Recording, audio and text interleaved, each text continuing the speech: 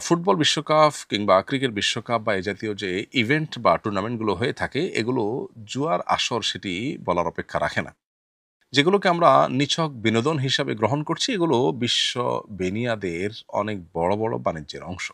ফলে আমরা মূলত সেই ব্যবসার টুল হিসাবে ব্যবহৃত হচ্ছি। আমাদেরকে ইসলামী শরিয়া সুস্থভাবে বেঁচে থাকার প্রয়োজনে বিনোদনের বহু পথ, বহু উপায় রেখেছে। সেগুলো আমাদের অবলম্বন করা উচিত। নবী করিম সাল্লাল্লাহু আলাইহি সাল্লাম বলেছেন, মিন হুসনি ইসলামিল মারই তারকুহু মা লা ইয়ানি। একজন মুসলমান ইসলাম সুন্দর হবে তখনই যখন সে অনর্থক অহেতুক কাজ পরিহার করবে। কোরআনে কারিমে আল্লাহ তাআলা সফল মুমিন এবং জান্নাতুল ফেরদাউসের উপযুক্ত হবে যে সমস্ত মুমিনরা, তাদের বৈশিষ্ট্য বলতে গিয়ে সূরা মুমিনুনের শুরুতে বলেছেন, ওয়াল্লাযীনা হুম আনিল লাগবি মুরিদুন, যারা লাগব বা অহেতুক অনর্থক কাজ থেকে বিরত থাকবে, বেঁচে থাকবে, এই মানুষগুলো জান্নাতুল ফেরদাউসের অধিবাসী হবে।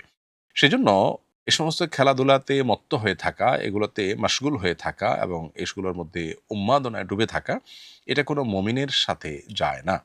একজন মুমিন যিনি আখিরাতে বিশ্বাসী হবেন, একজন ঈমানদার যিনি জান্নাত জাহান্নামে বিশ্বাসী হবেন, তার কাছে জীবনের প্রতিটা মুহূর্ত গুরুত্বপূর্ণ। তিনি সময় নষ্ট করতে পারেন না এভাবে। অন্তত বিনোদনের নামে আরেকজন খেলাধুলা করবে, সেখানে তার লাভ লস নিহিত আছে। এটার পেছনে বহু জুয়া, বহু হারাম বিষয় জড়িত আছে।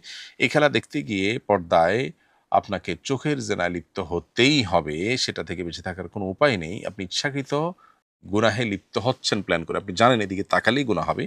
সেদিকে আপনি তাকাচ্ছেন, অথচ সেদিকে না তাকিয়ে আপনি পারেন। তো এই কাজটি সন্দেহাতীতভাবে নাজায়েজ এবং গুনাহের কথা। এটি বলার অপেক্ষা রাখে না।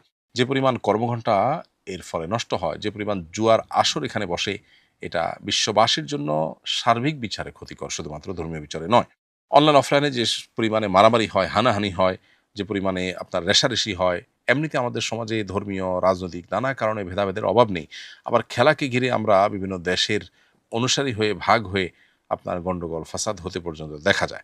অনেকে আত্মহত্যা করতে পর্যন্ত দেখা যায়। রাজ্যে খেলা দেখা এবং স্বাস্থ্য ঝুঁকি, পড়াশোনা নষ্ট হওয়া সহ বহুবিধ ক্ষতি এ সমস্ত টুর্নামেন্টের কারণে আমাদের হয়ে থাকে। লাভ যদি আমরা বলি তাহলে অলমোস্ট 0। পরিবার এবং বন্ধু মহলে সম্পর্ক পর্যন্ত এগুলোর কারণে নষ্ট হয়। এজন্য বিশ্বকাপ ফুটবল হোক, ক্রিকেট হোক বা এই জাতীয় ইভেন্ট হোক, এগুলোকে এভয়েড করার বা এগুলোকে পরিত্যাগ করার এইজন্য মানসিকতা আমাদের মধ্যে তৈরি করতে হবে এবং একজন ইমানদার তার জীবনের প্রতিটা মুহূর্তকে অর্থবহ করবার চেষ্টা করবেন। তিনি অনর্থক কাজে তার জীবন, যৌবন, সময় নষ্ট করবেন না। কারণ এগুলো সবগুলোর জন্য আল্লাহর কাছে জবাবদিহি আমাদের করতে হবে। আমাদের জীবন কি আমরা কাটিয়েছি সেজন্য।